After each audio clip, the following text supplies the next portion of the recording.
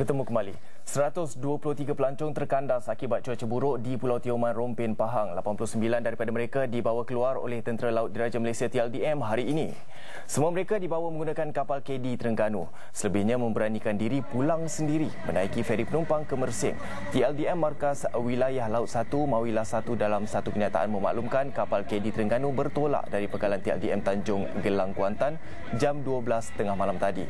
KD Terengganu digerakkan untuk membawa keluar pelancong berkenaan setelah menerima maklumat daripada Pejabat Setiausaha Kerajaan Negeri Pahang.